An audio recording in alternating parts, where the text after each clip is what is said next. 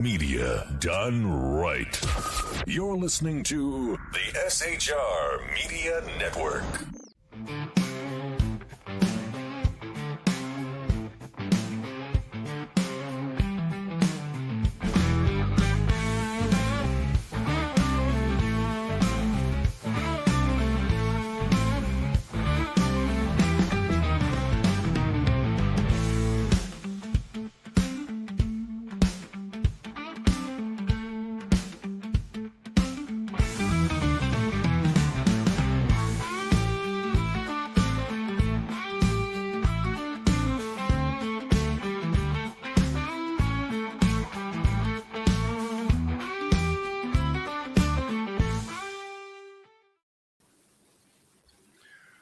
What is going on, y'all? Welcome to the Mission Ready Men briefing right here on the SHR Media Network, where masculinity has not been recalled and faith has not been neutered.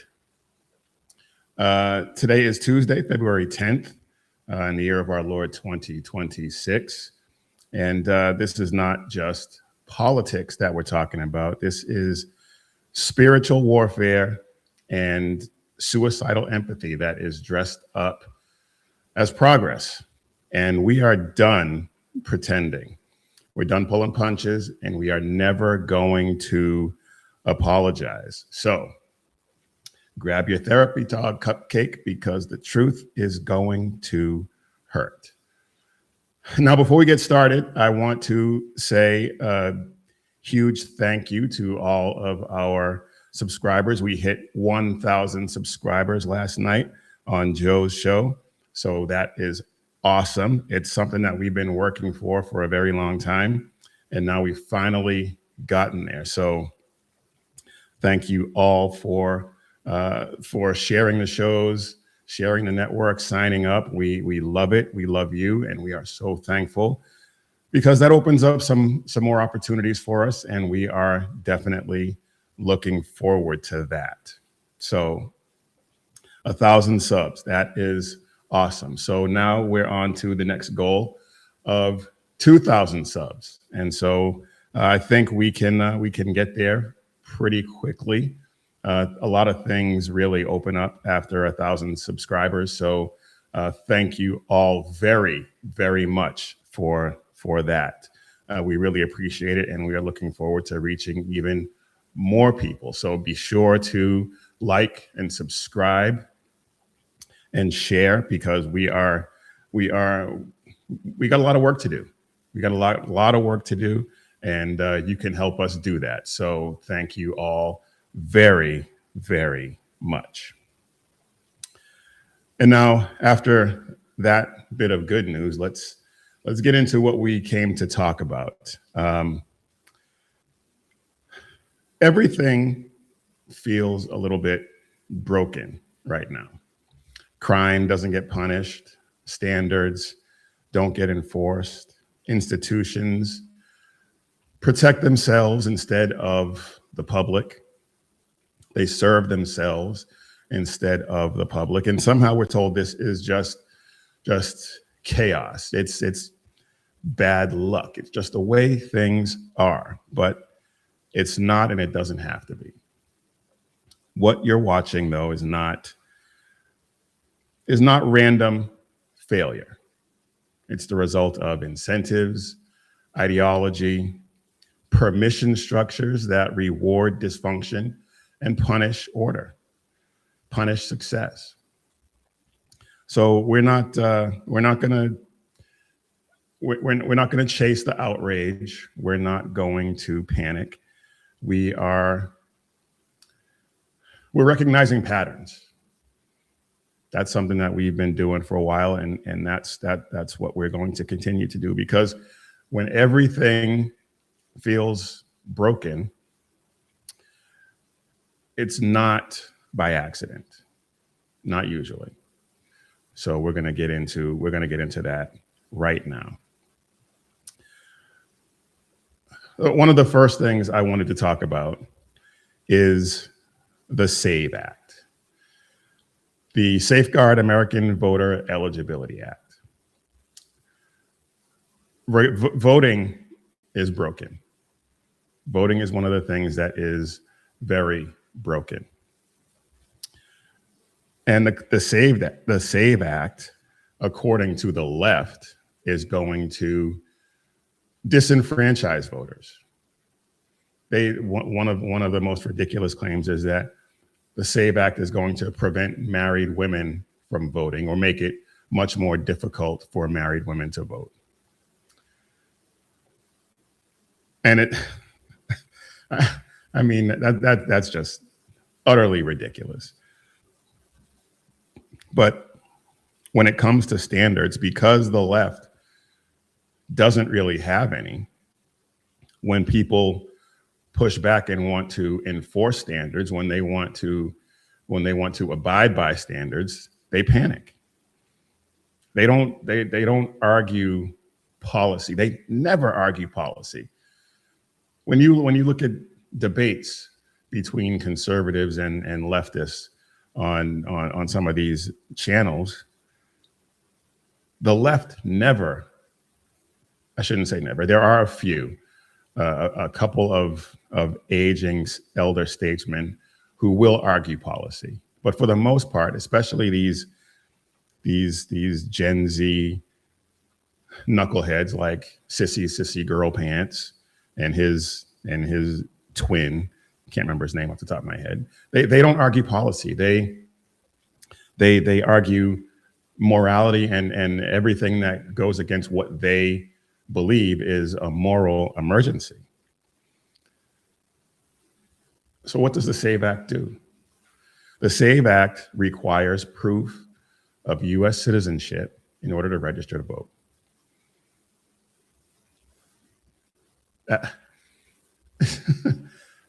Seems, the fact that we need to have a law passed to enforce this seems ridiculous to me in 2026. How is this not already a thing? It doesn't change anyone's eligibility. It doesn't exclude anyone who is not eligible to vote. It enforces what is an existing requirement. This is just reinforcing the requirement that's already in place. And if citizenship is special, if citizenship really matters, then this shouldn't be a controversy. We shouldn't be, this should be a no-brainer. Make all the John Fetterman jokes you want. The rule didn't change, but the will to enforce it did. Now, I want to talk about this marriage thing. When women get married and choose to change their name, women are not stupid. This has been going on forever. So how are they coming up with the idea that this is going to disenfranchise women and prevent them from voting? Marriage doesn't erase your identity. And women already produce these documents necessary to prove citizenship for passports, for Social Security, to get jobs, to get driver's licenses. And with Real ID in all 50 states, in order to get a Real ID, you have to produce these documents anyway. And then once you do, the Real ID serves as the proof of your citizenship. Which is why when illegal aliens are issued driver's licenses that are in some cases real IDs, but illegal aliens never, it's already illegal for them to vote, so they don't vote, allegedly. the law assumes that people are competent. The law assumes that women are competent. And we all know they are. I mean, come on. The fact that we're even having this discussion is ridiculous to me, because women can run businesses, women can run households, but they can't keep track of paperwork. I mean, how silly is that? How ridiculous is that?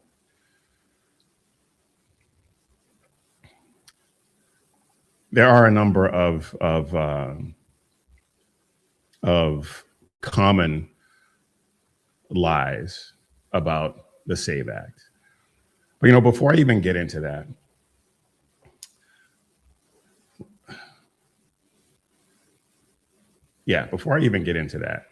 I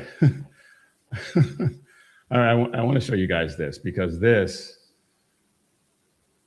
is insane.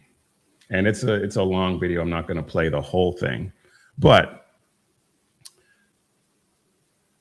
this is just indicative of how ridiculous this whole thing is. If I can actually pull it up here. Just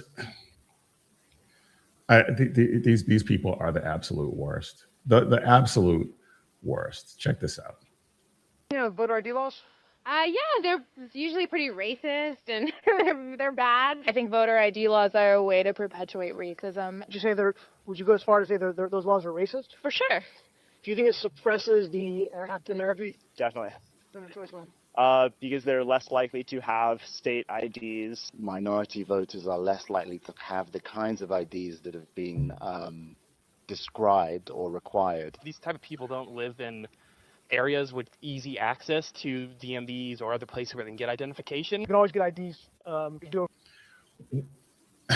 Where do they think people live?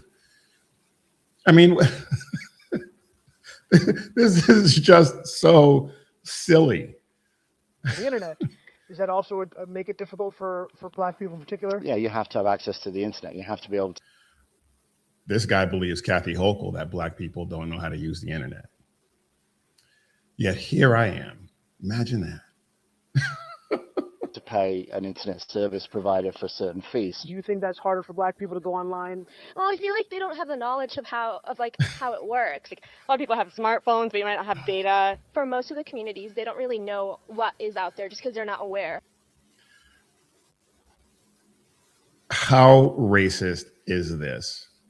I mean, honestly, how the lack of I say this all the time, the lack of self-awareness of these people is truly and utterly mystifying. Or like they're not informed. I also think there's a repression of like Black voting with how if you're a convicted felon, like you're not allowed to vote and everything. And when you look at swing, and that has absolutely nothing to do with whether you're Black or white or Hispanic or any of it. If you're a convicted felon, you lose your right to vote. States like Florida, that's a huge population of the like African Americans. Now I'm here in East Harlem to ask Black people their thoughts on what you just heard. Do you have ID, Norland? You carry ID? Yes, I have state ID. Do you carry ID? Yes, I do. Do you know any Black person who doesn't carry ID? No. Everyone that I know has an ID. Why would they think we don't have ID? Ah, that's a lie. Why would they say that? Do you have ID? Yes. Why would they say that? They would say that because they are complete and utter racist, whether they understand it, whether they realize it or not. Unbelievable. I mean, honestly, what is that?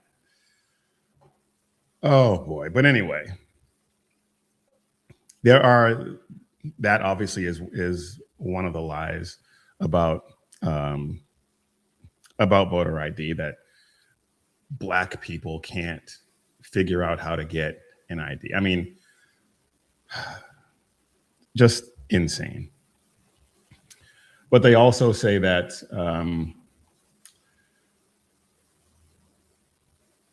it changes who can vote. They say that Americans don't have easy access to citizenship documents, which is just, they really believe we're stupid. They really believe the American people are stupid. Because they either believe that these lies are true and that people can't get IDs, that people don't have access to these documents, or they think that we're stupid enough to believe it. And maybe both, probably both, actually. That the ones who are able to the extent that there are anyone who can't, but they believe they must think we're that stupid. They must.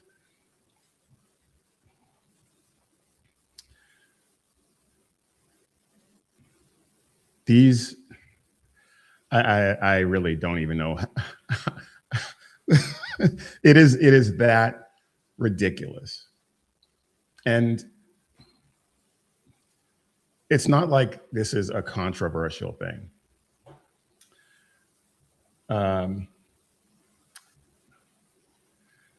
The polling shows that the polling shows that this is not controversial. The polling shows that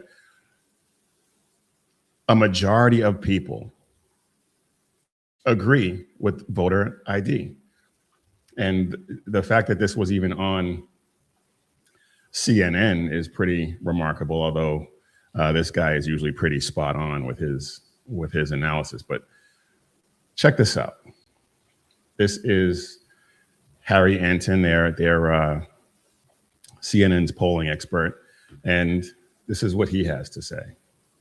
Voter ID, just so people understand, is the idea that someone shows a photo ID when they go to vote, when they go to cast their actual ballot, because there's a separate discussion right now about needing a passport or a birth certificate to register to vote, but the polling is all on voter ID showing an ID to vote. Showing a photo ID to vote, and the American people are with Nicki Minaj, because what are we talking about here? So take a look here, favor voter ID to vote. Look, I got all this polling on the screen going back since 2018. You'll notice on all of it, it's all north of 75%, 76%, 76%, 76%, 81%, and then 83% in the last year of Americans agree with Nicki Minaj. They favor photo ID to be able to vote. There are very few things where you can get 75 to 80% of Americans to agree on. Very few. Voter ID is obviously one of them. What about by party? What's the party breakdown? Yeah, normally you might expect, hey, there'd be a big divide by party with Republicans really for it and Democrats really against it. But not really here. I mean, just take a look here. Favor photo ID to vote. You got 95% of Republicans, pretty much all of them, but even 71% of Democrats favor photo ID to vote. So again, Nicki Minaj posting that on X, and what you see is that the American people, actually, it's not really all that controversial. The American people are with Nicki Minaj, whether they are Republican or even if they are Democrats. We're talking about 7 in 10 Democrats agreeing with Nicki Minaj that you, in fact, should show a voter photo ID to vote. What's the racial breakdown? Okay, what's the racial breakdown on this, right? Because I think a lot of people make the argument that people of color, non-white Americans, have a harder time procuring a photo ID to vote. But even here, take a look here, favor photo ID to vote. 85% of white people favor it, 82% of Latino, 76% of black Americans favor it. So the bottom line is this.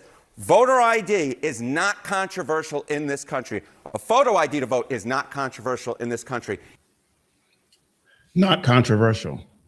Not controversial at all.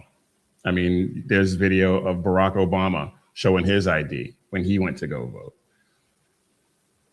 And then there's Timu Obama, and he made a complete fool of himself with this. Check this out. You said that the SAVE Act is not going to pass the House, but a vast majority of Americans, including 70% of Democrats, do support having voter ID requirements. So are Democrats on the wrong side of an issue with so much support? What's the path forward for Democrats here? Republicans are clearly on the wrong side of every single issue. You said... That was a fantastic answer to a question no one asked. No one asked that question. And he refused to answer because he can't. Oh, these people are ridiculous, utterly ridiculous. And so this is just more proof of the pattern that we see with the left. Imposing standards is somehow cruelty or oppression, and requiring verification for your status and your citizenship, well, that's suppression. And all of this based on feelings rather than facts or data. It's just another virtue signal.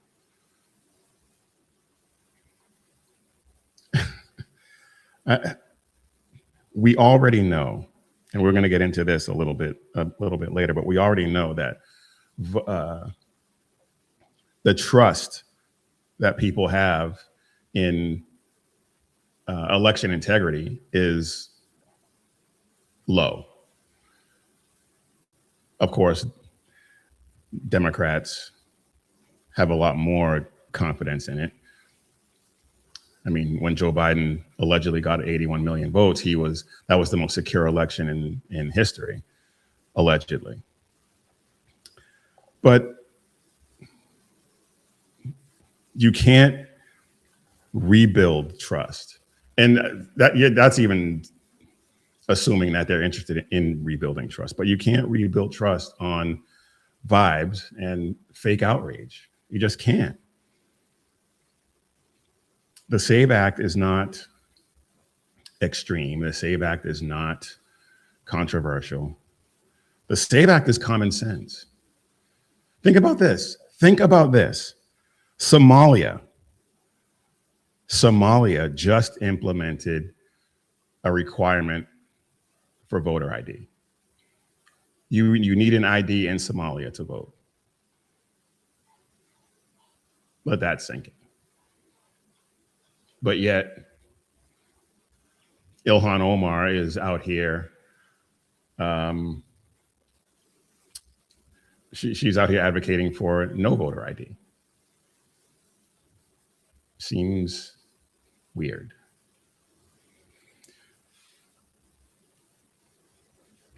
But this is where we are.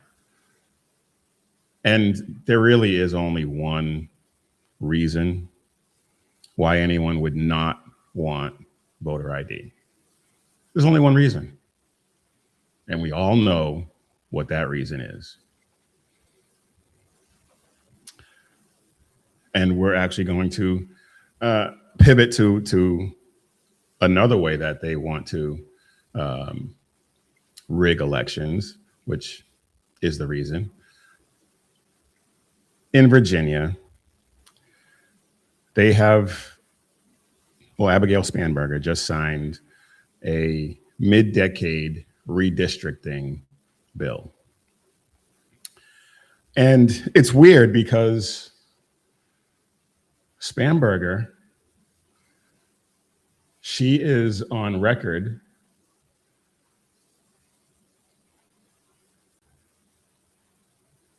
I guess you can't see it, or it's kind of tough to see. But this is a post from Abigail Spanberger from a few years ago, where she says that gerrymandering is detrimental to our democracy, and it weakens the individual voices that form our electorates. Opposing gerrymandering should be a bipartisan priority. Okay. Seems reasonable. Seems legit. Of course, nobody believes that on either side, really. I mean, it happens on both sides. But there is a difference, which we'll get to. And here she is again, talking about gerrymandering. Because Republicans have to depend on redistricting and stealing votes and taking seats like they did in North Carolina in order to actually be able to win elections. And stealing votes and taking. So gerrymandering is tantamount, according to Spanberger from a few years ago, tantamount to stealing elections. Okay.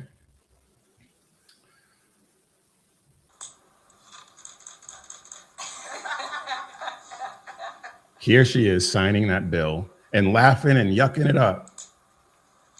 That will be a, if it were to pass, if it were to go through, is a huge gerrymandering bill that will take away 4 seats, I believe. It's going to make it so that there'll be 10 Democrat seats and 1 Republican seat. And what happened? It wasn't that long ago when she said that this was stealing votes. Is she going to admit now that she's stealing votes? Probably not. Probably not.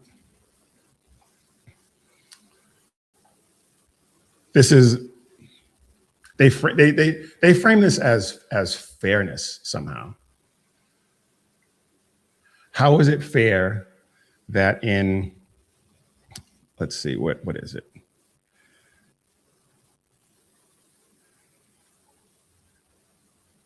I don't have the percentage in front of me, but I believe it was somewhere around 35 to 40% in Virginia voted for Trump. And yet there's going to be one Republican representative in the state. That hardly seems fair to me. So apparently gerrymandering isn't immoral unless it's Republicans that are doing it.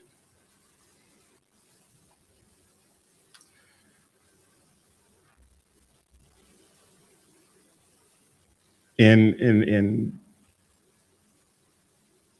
I believe the 2024 presidential election, Kamala won that state by 10 or 12%, something like that. I may be wrong on the percentage, I'm not entirely sure. But it wasn't a landslide. Virginia, despite it being blue in the presidential election, was competitive. Somewhat. More competitive than a 10-to-1 margin of representatives would suggest.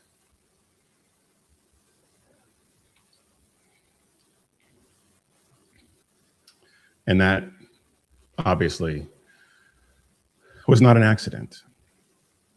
And it's a pattern, another pattern that we're seeing emerge.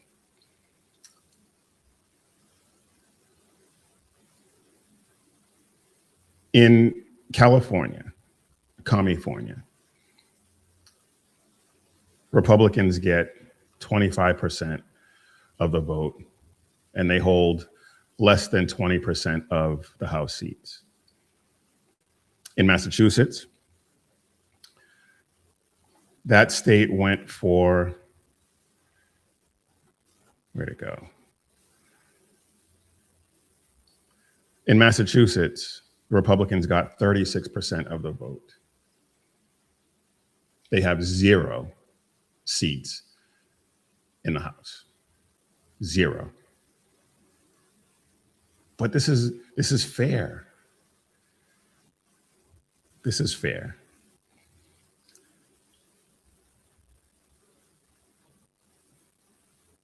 In Maryland, another somewhat competitive state, they got 35% of the vote and they have 1 House seat. And in Illinois, Republicans came out at a clip of 44% and they have 3 seats. And yes, I know Republicans gerrymander, but when you look at states like Texas, they don't completely wipe out Democrat representation.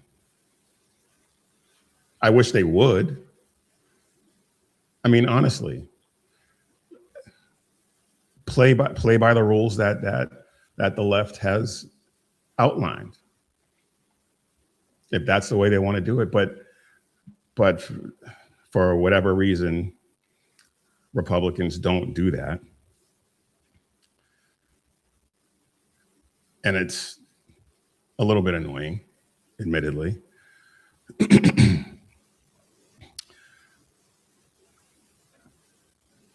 But representation is supposed to be at least somewhat indicative of the electorate. And if that actually took place, if that were actually the case, blue states would be a lot lighter blue.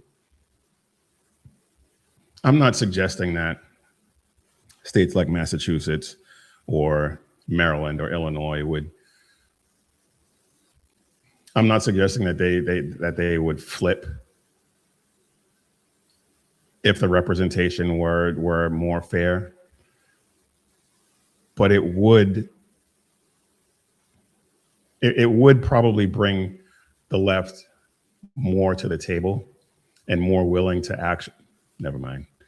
Can't even believe I was just about to say that. No, it wouldn't. Never mind. Let's just go ahead and move on. That's not in the left's DNA at all. The left likes to say that gerrymandering is anti-democratic and voters should choose their representatives. But what they end up doing is creating maps and defending maps that erase, completely wipe out any opposition. And then they use the courts and commissions and legislatures to selectively draw the maps. And then whenever their power is threatened, they redraw the maps.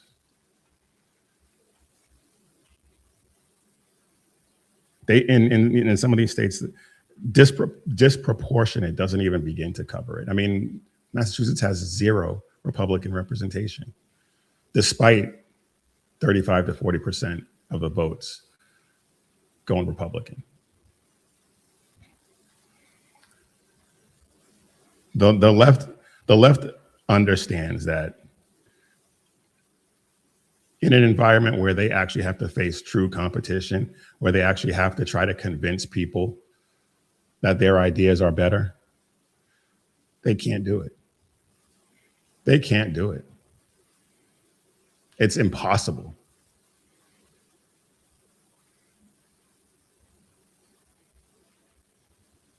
Fairness is not a principle if it only applies to one side.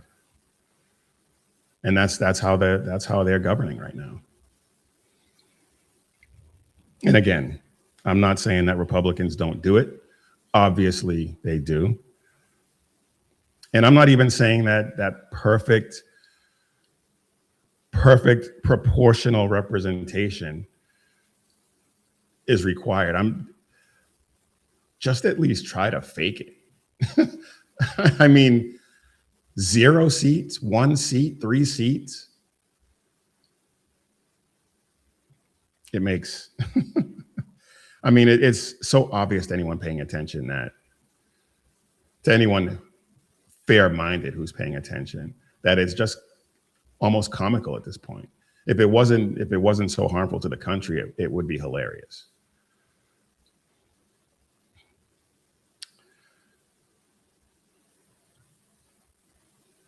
But Virginia proves, Abigail Spanberger proves that this standard is situational at best.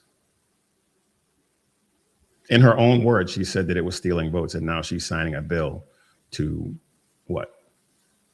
Steal votes?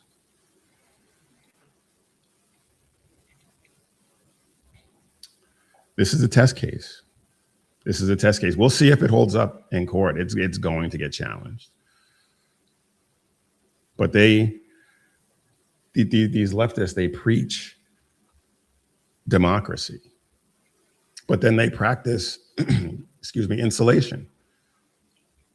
They practice everything but democracy. And it's not, the scandal is not that she signed this bill. The scandal is not that they're engaging in this gerrymandering. The scandal is the hypocrisy of it all.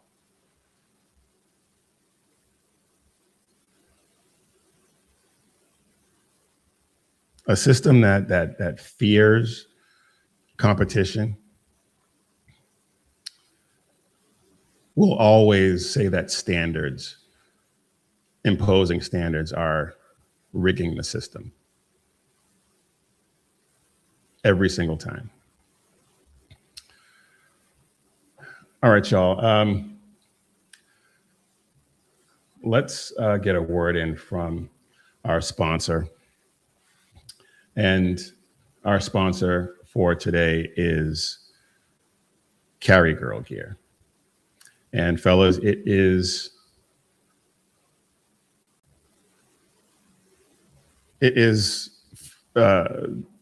Valentine's Day is 4 days away. Valentine's Day is 4 days away. So you're not gonna, anything you order now is not going to get there in time, but get yourself a gift card. And you'll get that right away. Give it to her on Valentine's Day. Let her pick her gift from any of the bold and stylish shirts and accessories that she will absolutely love to wear. And it's an easy win. It's an easy win for you. And she will absolutely love it. So go ahead and visit carrygirl.com and make this Valentine's Day count. And also, I wanted to call your attention to the SHR Media Shop. We now have some really cool merch.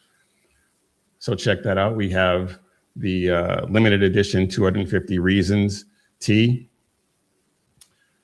And this shirt calls attention for every citizen to actually read the source documents, to actually read the Constitution, read the Declaration of Independence, read the SHR Media Shop right there, and you can check out all of the great designs that we have. All right, y'all.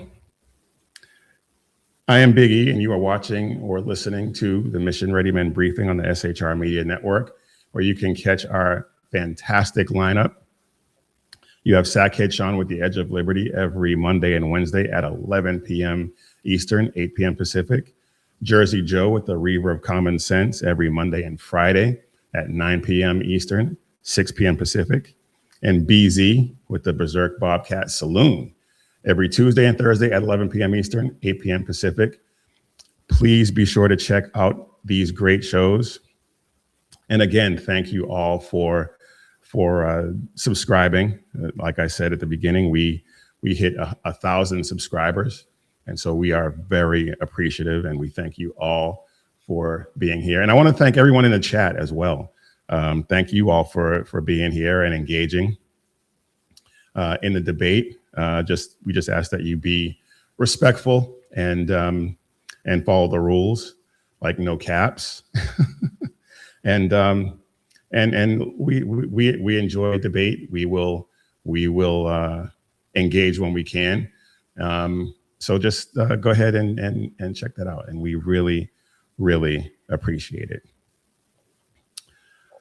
So now we are on to, we reached 1,000, so we're on to 2,000. So again, like, subscribe, share all of the shows, share the channel, and keep helping us reach our goals.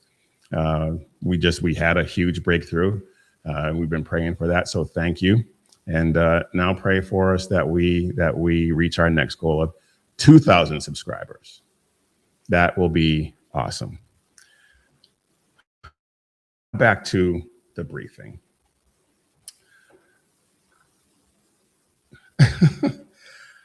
I want to talk about, this happened after my last show last week, and I didn't really get a chance to talk about it. And I want to talk about it. I know it's probably a little bit of old news at this point, but I wanted to mention it because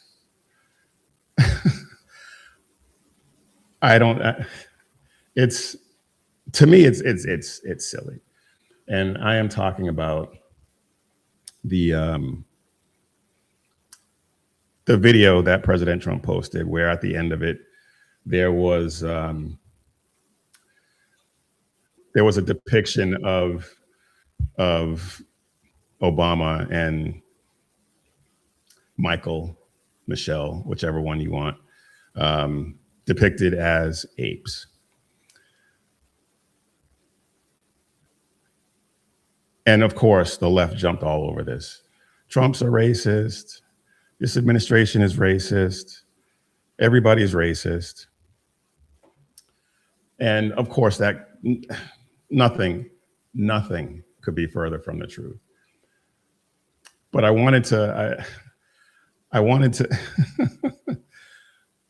to play it because what got lost in the sauce was the minute of video that came before that. And for people who have been following me, have been following SHR, what was depicted in the video was not anything new. So let's go ahead and take a look at this. Initiated by a court order, the Michigan investigation team obtained forensic access to a DS-200 tabulator, the machine that counts the votes. A Telit 4G wireless chip manufactured in Taiwan was discovered embedded into the motherboard. The voting machine tapes clearly indicate modem engagement and transmission of election data. Some of the anomalies that we noticed in the 2020 general elections, that 5 key states all stopped counting at a certain time in these key battleground states. These were all where the software, Dominion machines, ES&S machines were used, the Smartmatic, the GEMS software. So when the vote stopped counting, and this has been noted in other countries as well, President Trump was significantly ahead. When reporting and counting resumed, there was a massive spike occurred that favored Joe Biden.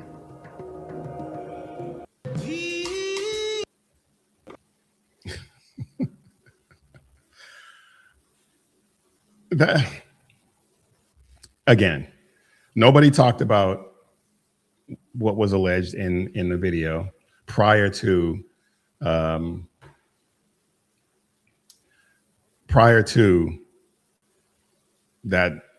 1.5-second clip of Obama and Mike.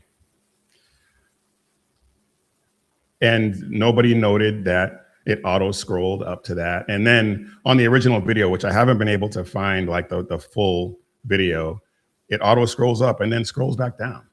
Whoever was running that scrolled back down to catch the original video again. So it's not like they were looking for it and they wanted to post that. It was, I don't even want to say it was a mistake. It's just what happens when you are auto scrolling on social media, whichever social media platform that was taken from. It wasn't a statement of racism, and President Trump took it down once the backlash came. Personally, I don't think he should have taken it down. I don't think he should have taken it down at all. It was irrelevant to the point that he was making with the first minute of the video. And it was an auto scroll. I mean, it's stupid. I couldn't care less. Couldn't care less. And I think that you'll find that most, maybe not most, many Black folks couldn't care less. Couldn't care less. It's just stupid. if he were really a racist, he would have let it play. He would have posted the whole thing. Well, actually, he wouldn't have posted the whole thing because the whole thing is actually a depiction of a bunch of leftists as animals. So it's not like he didn't emphasize it. He didn't. It's barely worth a mention, honestly. But because it blew up on the left, I feel like I have to talk about it. And it really is selective outrage when you think about it, because how many times has Trump been portrayed as an animal? He's been portrayed as a rat, Trumpy the rat, the Trump chicken. And in editorial cartoons, he's been portrayed as a pig, a rat, a skunk, all published on mainstream outlets. Nobody said a word. There was no outrage. It's satire. Plain and simple. But because of who was targeted in this, now all of a sudden, it's a problem. But here's the thing.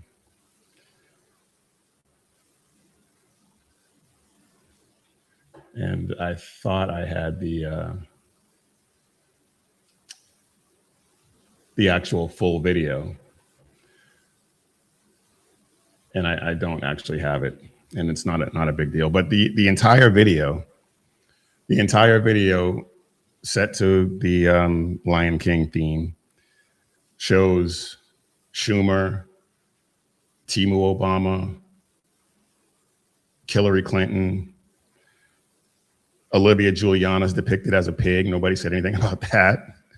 And if you don't know who Olivia Giuliana is, you don't really need to, but if you watch the video and then look at her up, you'll see. But nobody said anything about that. That just proves that it's a selective outrage designed to do one thing, and that is to damage Trump and this administration, damage their credibility. But nobody with any sense is buying it. Nobody with any sense is buying it. When everyone is depicted as an animal, but the wrong person gets shown or the wrong people get shown, the issue isn't racism. The issue is permission. Who is allowed to be made fun of and who's not?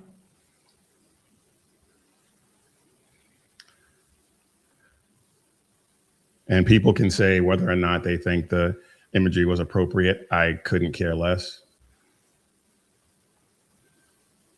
There's no universal rule when it comes to political satire. Everybody should be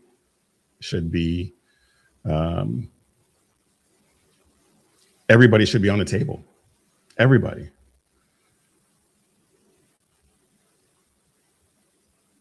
The interpretation of that 1.5 second clip is elevated over what the intent was. And anyone who has seen the entire video knows what the intent was.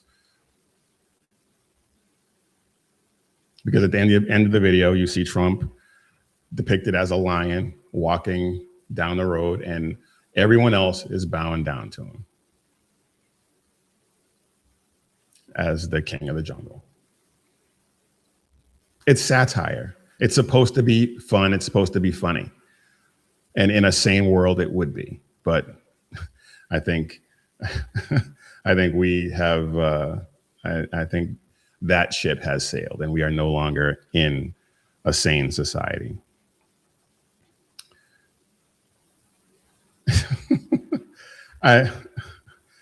Like I said, was it a mistake? Yeah, I suppose. Was there any intent behind it? No. Should he have apologized? He didn't actually apologize. Should he have taken it down? No. because one thing we should know by now is you do not bow, you do not bend the knee to the woke mob. You do not bend the knee to the outrage mob. And I'm glad he didn't actually apologize, but I wouldn't have taken it down if I was him. But I'm sure some advisor got in his ear and told him it would be best to take it down. I don't think so. This, if you watch the whole video, and I wish I actually had it, but if you watch the whole video, it's actually, oh, you know what? Here we go. Yeah, let's go ahead and watch this. Just so you can see that it's not, like I said, if we were in a sane world, this would be hilarious. Check this out.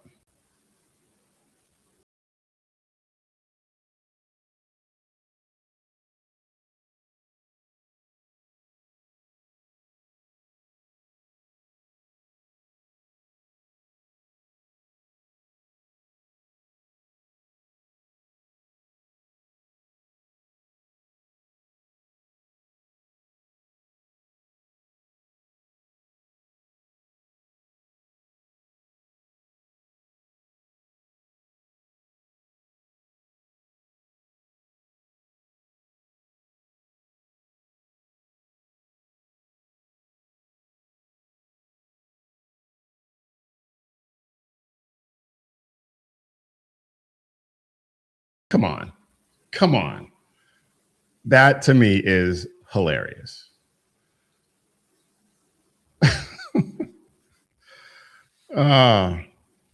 But the left has no sense of humor. And everything to them is an attack. Everything to them is an affront. And they get to choose their selective outrage. And it's just, it's ridiculous to me. Utterly ridiculous. But anyway, I want to move on. I want to talk about the halftime show. Of course, we're talking about Lousy Rabbit, also known as Bad Bunny. And I don't watch the NFL. I haven't watched the NFL since Colin Kaepernick. So I haven't watched the halftime show since then. No, actually, I think we did watch the Patriots in Atlanta. But I mean, I haven't spent any time other than that in front of a TV watching any of what used to be my favorite team or the Patriots or nothing. But I will say that football is a uniquely American sport. It is part of American culture. I know that the NFL, Roger Goodell, is trying to globalize it. That's why he chose Sad Bunny, Lousy Rabbit, for the halftime show. And he was trying to, he's trying to expand. I mean, they have games in a number of other countries now. But it still is uniquely American. And instead of trying to force other cultures down our throats, we should be taking the American culture to these other countries. But Roger Goodell doesn't see it that way.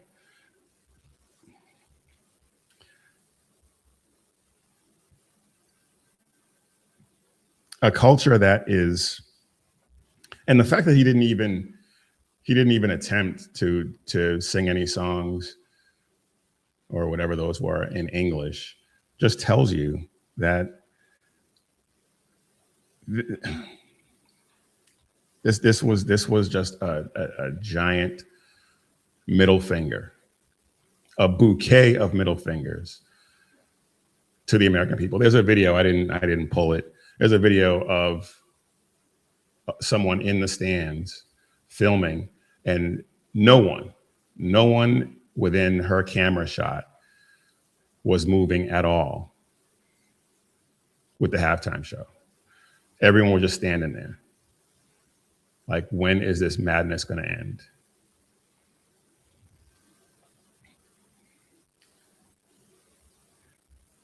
He performed in Spanish. No one could understand. Obviously, probably there were some people there who spoke Spanish and could understand the lyrics. But I mean, overall, he wasn't playing for an American audience at an American institution, which is what the Super Bowl is.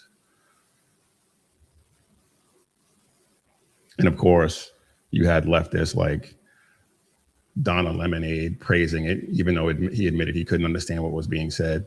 And there are rumors that some of the lyrics that he did in Spanish were sexually explicit and all the rest of it. I don't know. I couldn't tell you. And I kind of don't care, because most people couldn't understand it anyway.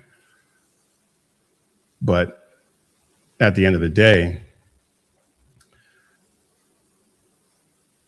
it's about what is ours. And yeah, people are saying that Sad Bunny is Puerto Rican, and so therefore he is American. I don't buy that. You can come at me all you want. I don't believe that. Not that Puerto Rico is not part of America, but that he's somehow American.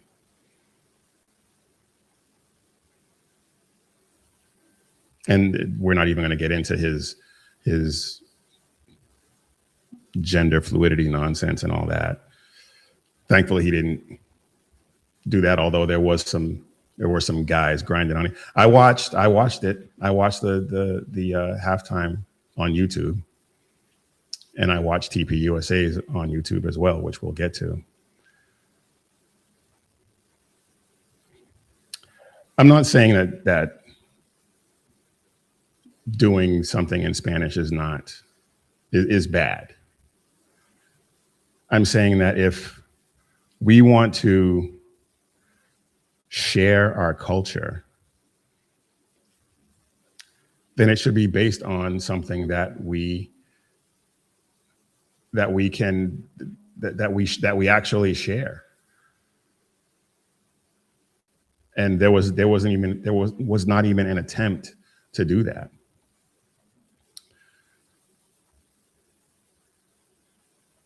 We used to ask, what does it say? What does it mean? Now we ask, how does it make you feel?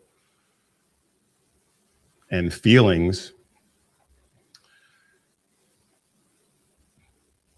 in the grand scheme don't mean anything.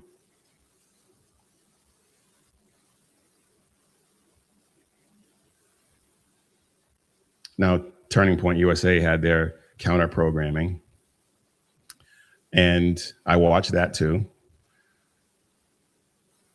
It was uniquely, explicitly American. The message was celebrating America, and they had a tribute to Charlie Kirk at the end of it.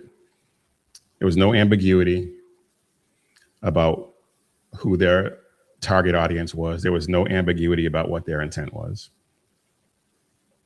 Now, a lot of people are calling attention to Kid Rock's lyrics about underage girls. And so I will address that. That song was from 2001.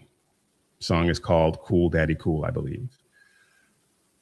He was 30 when he wrote that. When that song came out.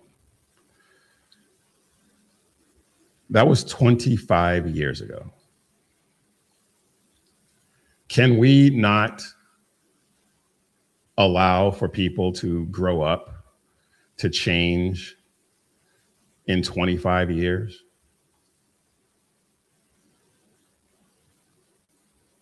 Now, if there's evidence that he actually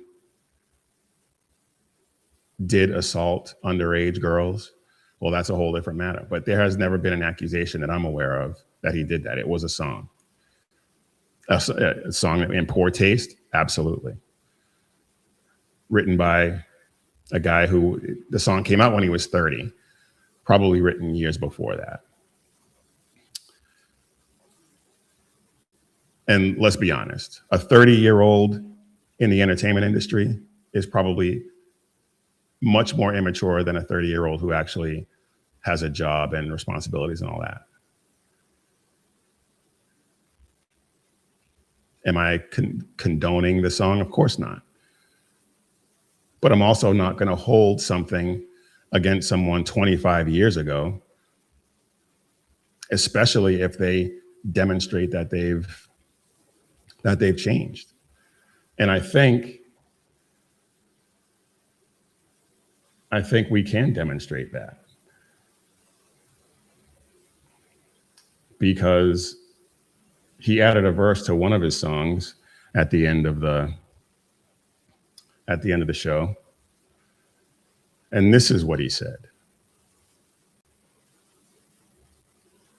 There's a book that's sitting in your house somewhere that could use some dusting off. There's a man who died for all our sins, hanging from the cross.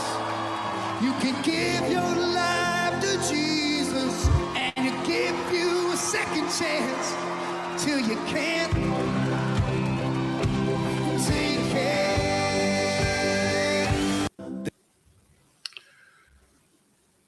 So, absent evidence of something else, I'm going to go with that. And people who have been following me know how I feel about the Bible and prayer and giving my life to Jesus. So that's what I'm going to go with. Absent evidence to the contrary.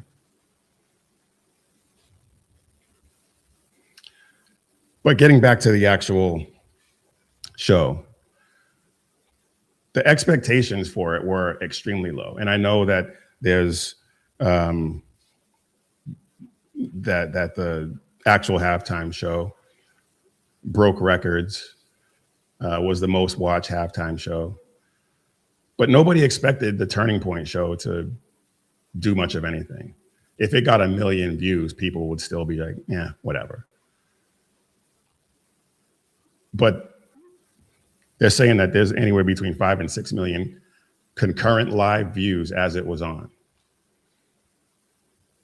That far exceeds any expectations. And I guarantee you that the NFL took notice, because that is a whole market that they can exploit and that they lost out on. Now, there is a good chance that there were people who had both on at the same time. But the fact that people wanted to actually watch it, as opposed to watching that garbage that Lousy Rabbit did, it's going to be interesting to see what the NFL does and how this plays out going forward, because other organizations could choose to do their own counter programming at the next Super Bowl. Not just TPUSA. And that could eventually eat into their market share. Because right now, I mean, I think it's what, $10 million for a 30-second ad at the Super Bowl. If there's enough counter programming, they won't be able to command that. I'm not saying that's going to happen next year, or if this is a trend, we shall see. But again, this is not about the language. This is not about whether or not Lousy Rabbit was a good act. I don't think it was, honestly. I can't even remember really the last good Super Bowl halftime show there was. Maybe Prince. And I can't even tell you how long ago that was.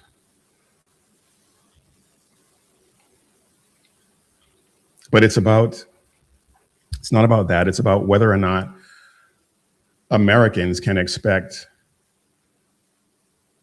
the culture to be recognizable to Americans. And Sad Bunny is not recognizable to most Americans. Even players in the NFL didn't know who he was. One of them referred to Bad Bunny as she.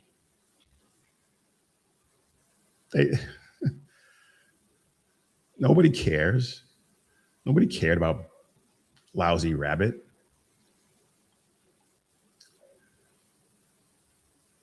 But the NFL is trying to globalize, and so they used him as one of, if not the top selling artist in the world right now to do that. We'll see how it plays out. We will see how it plays out. Anyway. I was going to talk about the Olympic athletes. I'm not going to really get into it. We had one. I wrote an article about it on SHR. You can read what I had to say about it. We had these USA athletes who weren't proud to represent the Stars and Stripes on the world stage. And of course, the one guy who caught the brunt of it, and I can't think of his name. He tried to walk it back. Some PR flack got in his ear and told him he needed to try to clean it up. I don't think he did a very good job. But if you don't want to represent the United States on the world stage, then don't compete. Give your spot to somebody who will actually be proud to represent the United States. That's my thoughts on it.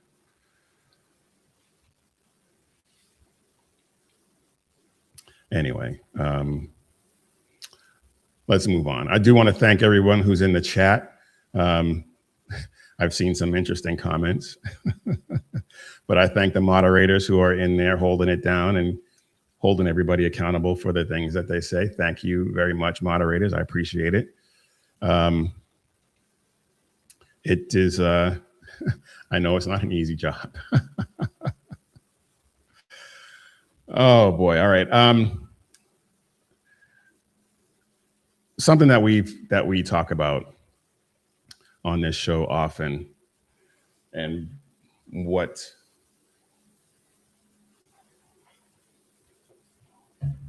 Mission Ready Man is about, is building up men to take control, to reassert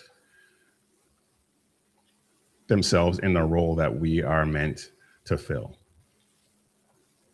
And one of the ways that we do that, and something that doesn't, something that's not really evident in men these days, especially young men, is self-mastery, self-control. Self-control is something that is not optional. You can't really be successful in this world without some level of self-control. It's foundational to who we are. Proverbs 25:28 says, a man without self-control is like a city broken into and left without walls. No walls means no protection, no safety, no order. And Galatians 5:22 and 23 says, the fruit of the Spirit is love, joy, peace, patience, kindness, goodness, faithfulness, gentleness, self-control. Self-control is fruit of the Spirit, not a personality trait. Biblical strength is not about how hard you can hit, but how well you can hold the line. We're hit with temptations every day.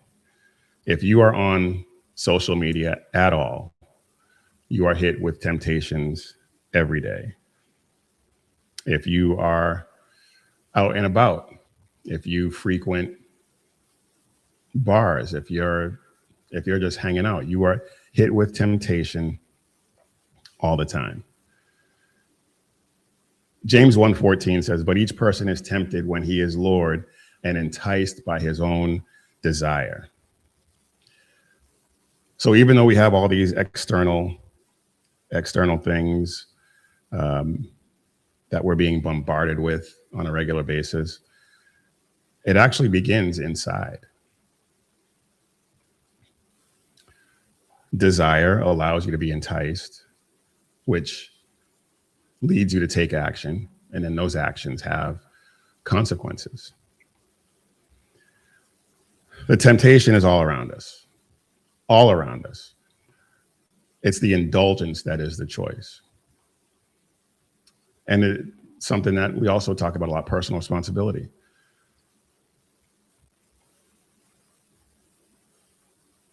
Responsibility is something that we all need to take stock of.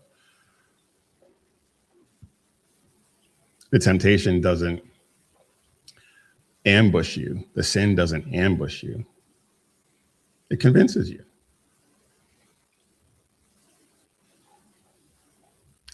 I mean, all we got to do is look at Genesis and Eve. She saw that the fruit was desirable, even though she was told not to eat it. And then the enemy convinced her. The enemy convinced her that there was nothing wrong with it, nothing wrong with indulging it. And then Adam, not to get too deep into it, but the original sin wasn't Eve eating the fruit. It was Adam allowing it to happen. And we can talk about that another time. Desire and the temptation overruled the obedience. One ungoverned impulse reshaped human history for ill, unfortunately. It wasn't,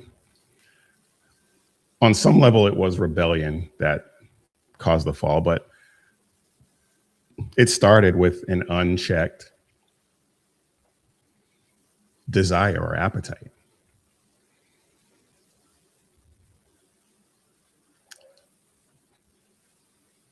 All we got to do is really look at, if we're going to keep with the biblical references, all we got to do is look at Samson. Samson was physically unstoppable. Samson was physically unstoppable. But spiritually, he was a mess. He saw what he wanted. And then he took it. He broke vows. He ignored wise counsel. He led with his desires.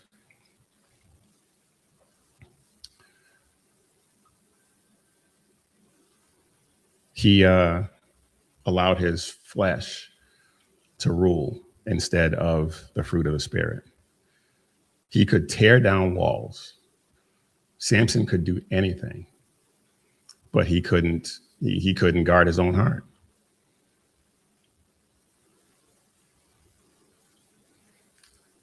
He didn't have self-control. He didn't have self-mastery.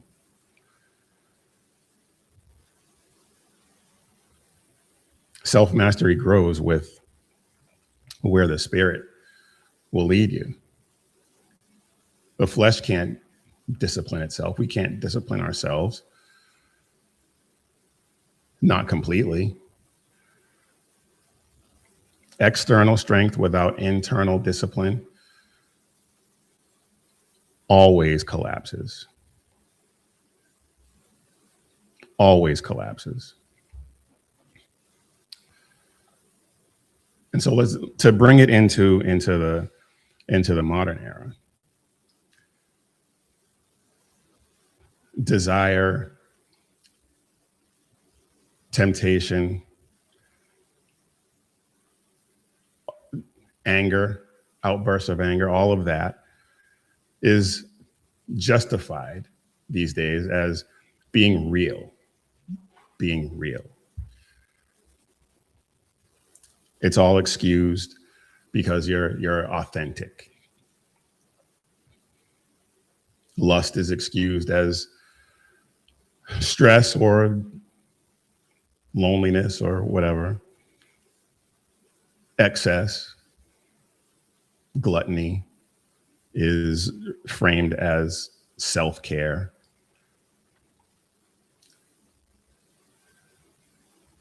But what James said still applies. Desire hasn't changed. Calling impulse authentic doesn't make it righteous. And so self-mastery, what it looks like practically is choosing obedience before emotion. And look, I will be the first one to admit that's hard. That is hard. The past couple of days, some things have not gone the way I would have liked, and my initial reactions have not been what God would want.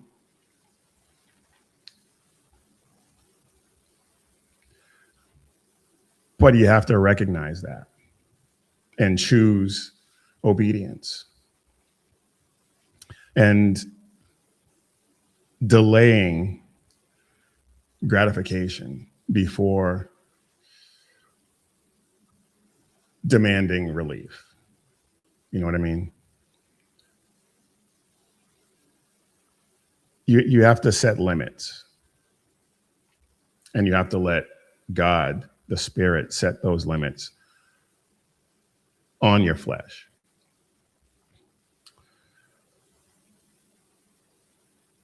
Proverbs offers wisdom.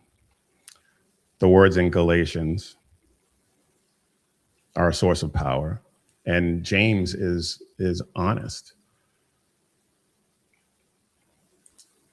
Self-mastery is not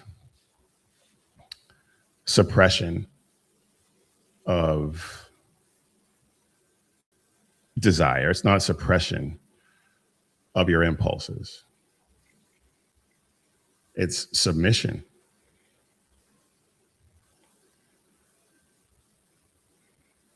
It's not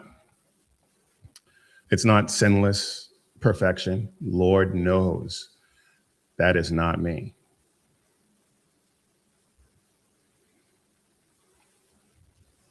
It's not self-salvation. It's not pretending that temptation disappears. It's disciplined alignment with God's order. And I say this because men in this country are being marginalized, and the things that men are told are good are not. And men are collapsing in private, collapsing into porn addiction, collapsing into drug addiction, alcoholism, collapsing into all manner of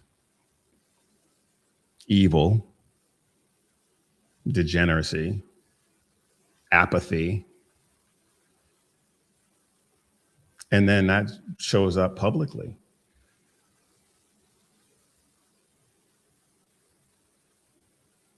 And we got to do something about that.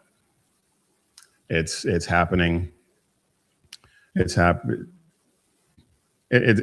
to men of all ages. Young men are being taught that this stuff is okay.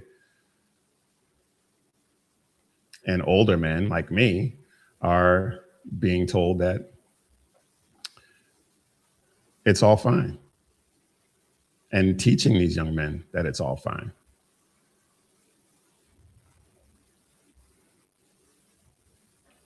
Proverbs warns us what happens when we don't have discipline. It warns us what happens when we don't have those walls. James explains to us how the collapse actually begins. But Galatians tells us where the victory comes from.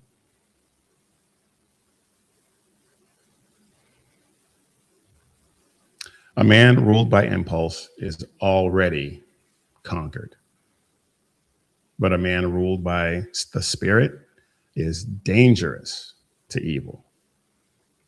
And the world desperately needs dangerous men.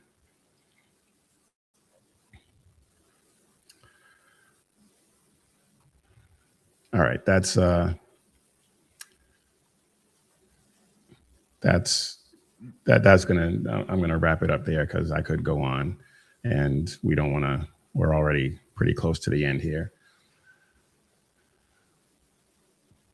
But this episode was not about panic or outrage. It was about recognizing a pattern.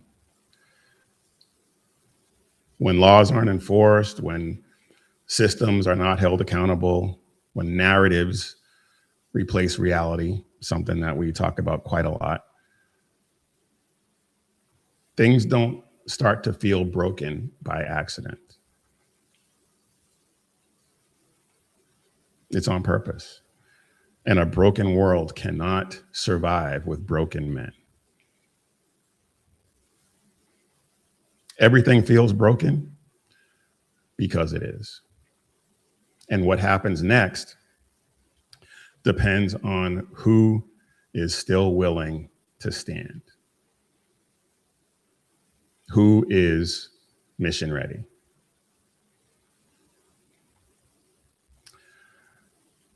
All right, y'all, that is it for this briefing. We're not just here to opine. We're here to equip men, spread the gospel of Jesus Christ, and carry the banner of faith, freedom, and hope into the next generation. And if any of what we said here today matters to you, don't just watch, share it. Please share it. Bring another man into this fight. And if you want to wear what you stand for, head over to missionreadymen.com, click Shop 7 Armors, and check out all the great designs we have over there about bold faith, true grit, and unapologetic patriotism. And also hit up the SHR Media Shop, where you can check out all of the the logo tees for all the shows that we have there, and the mug and the hoodie and the 250 Reasons tee. Please go ahead and check that out as well. And remember, when seconds count, the police are only minutes away, but the Lord is right there with you. So keep your prayers going up and your head on a swivel. God bless.